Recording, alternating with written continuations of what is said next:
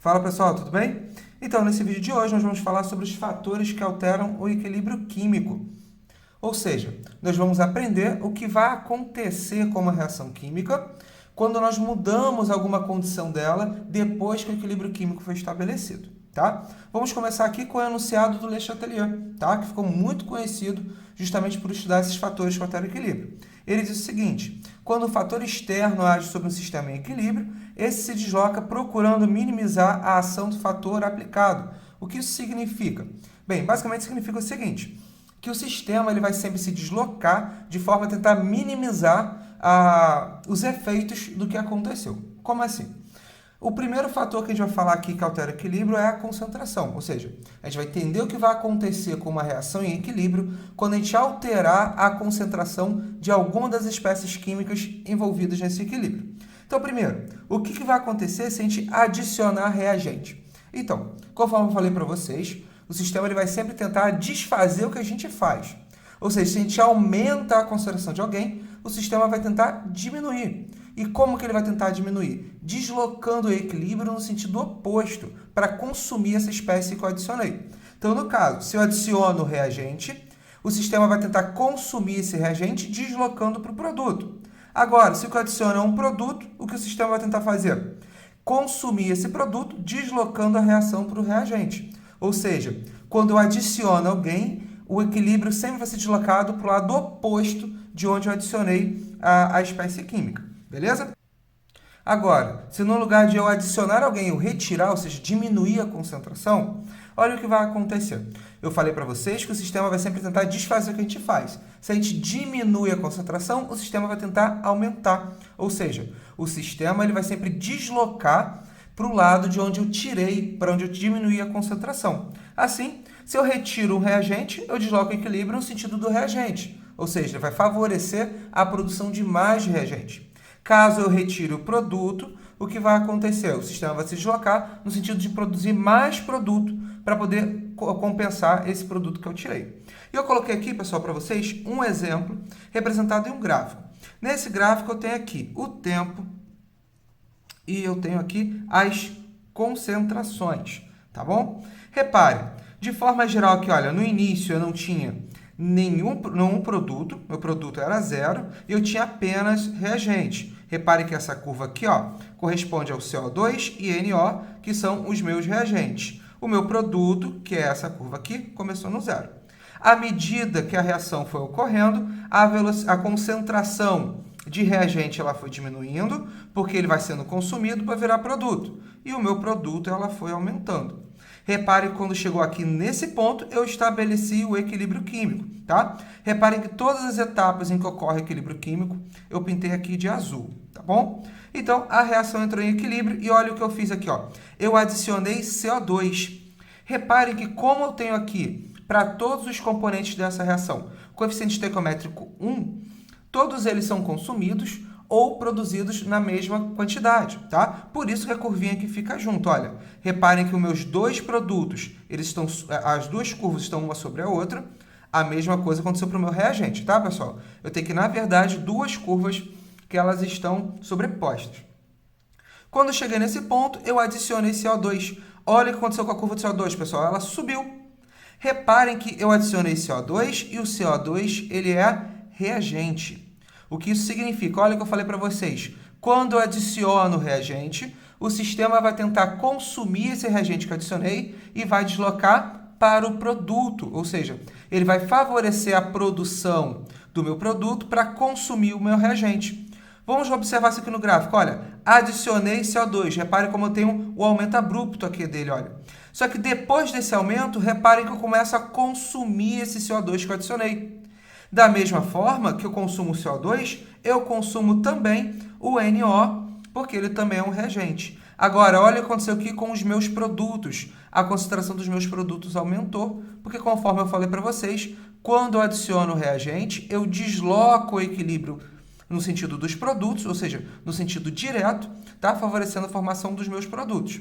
Beleza? Depois de um tempo aqui, reestabeleci o meu equilíbrio químico. Reparem que depois do meu equilíbrio químico restabelecido, olha o que eu fiz. Eu retirei CO. Reparem que a concentração de monóxido de carbono, olha, ela diminui abruptamente. Ela diminui bem rápido. Tudo bem? Só que depois que eu diminuí essa concentração, ou seja, reparem que agora eu diminuí a quantidade de produto. Lembrando que produto, quem está do lado direito aqui da setinha, tá? Agora que eu diminuí a quantidade de produto, olha o que aconteceu. Eu desloco a minha reação no sentido de formação do produto. Por quê? O que eu falei para vocês? Toda vez que eu retiro alguém, eu desloco o equilíbrio no sentido de produzir esse alguém que eu retirei. Se o que eu retirei foi produto, eu desloco no sentido dos produtos. Reparem que depois que eu retiro o monóxido de carbono, a concentração dele começa a aumentar, assim como a concentração do dióxido de nitrogênio. Beleza? Agora, olha aqui embaixo, pessoal, olha o que aconteceu. Os meus reagentes, como eu desloquei o equilíbrio para a direita, ou seja, favorecendo a formação dos meus produtos, a concentração dos meus reagentes começou a diminuir. Ou seja, conforme eu falei para vocês, quando eu retiro alguém, eu desloco o equilíbrio no sentido de produzir esse alguém que eu tirei. Como que eu tirei foi o produto, eu desloquei o equilíbrio no sentido dos produtos, aumentei a concentração dos produtos e diminuí a concentração dos reagentes. Então, pessoal, agora falando sobre a pressão. O que vai acontecer com o sistema em equilíbrio quando alterar a pressão desse sistema? Bem, toda vez que eu aumentar a pressão, eu favoreço o lado em que eu tenho menor volume. E como que eu sei que ele vai ter menor volume? Quando ele tiver a menor quantidade de gás, ou seja, ele vai ter o menor número de mols de substância no estado gasoso. Agora, quando eu diminuo a minha pressão, eu vou deslocar o equilíbrio sempre no sentido que tenha maior volume, ou seja, no sentido que tenha maior número de mols de gás. Olha o exemplo dessa reação aqui, pessoal. Reparem que todas as substâncias elas estão no estado gasoso. Ó, o Gzinho aqui de gás. Reparem que desse lado, aqui nos reagentes, eu tenho 1 mol de N2 e 3 mols de H2, ou seja, no total eu posso afirmar que eu tenho 4 mol de gás. Tudo bem? Agora aqui no meu produto, reparem que eu só tenho uma substância, que é a amônia, e aqui eu tenho 2 mols dele. Tenho 2 mols de gás. Conforme eu falei para vocês, o que vai acontecer? Quando eu aumento a pressão, eu favoreço o sentido que eu tenho menor volume, ou seja, menor número de mols de gás. Qual é o lado em que eu tenho menos gás? O meu produto. Então, o aumento da pressão, nesse caso, favorece a formação do produto.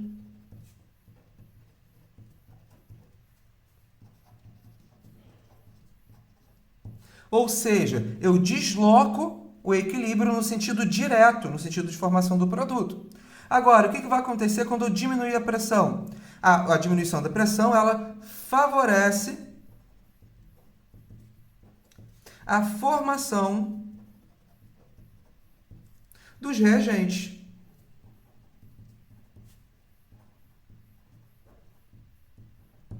Tá bom? Por que, pessoal, que ela favorece a formação dos reagentes? Conforme eu falei, quando eu diminuo a pressão, favoreço o lado que tem mais gás, que nesse caso aqui são os reagentes. Tá bom? E agora, falando da temperatura. Então, nesse caso, a temperatura, o efeito dela vai depender da minha reação ser endotérmica ou exotérmica. Toda vez que eu aumentar a temperatura, eu desloco o equilíbrio no sentido endotérmico. E quando eu diminuo a temperatura, eu desloco o equilíbrio no sentido exotérmico. Tá bom? Então, olha esse exemplo aqui. Eu tenho essa reação e reparem aqui, olha, a entalpia dessa reação. Reparem que eu tenho um ΔH positivo. O que isso significa? Isso significa que eu tenho uma reação que ela é endotérmica. Então, gente, o que eu preciso lembrar?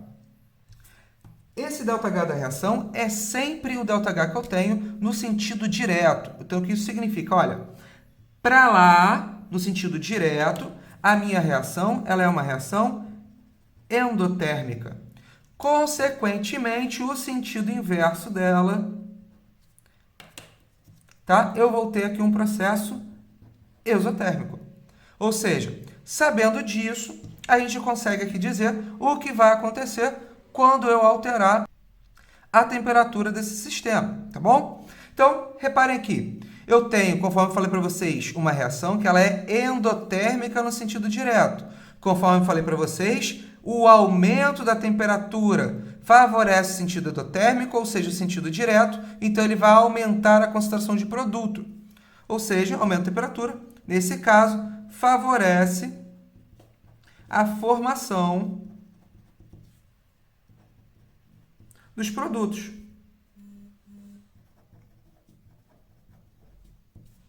Agora, gente, quando eu diminuo a temperatura, conforme eu falei, diminuir a temperatura vai fazer com que eu favoreça o sentido exotérmico. Repare que o sentido exotérmico é o sentido inverso, ou seja, o sentido de formação dos meus reagentes. Então, nesse caso, diminuir a temperatura favorece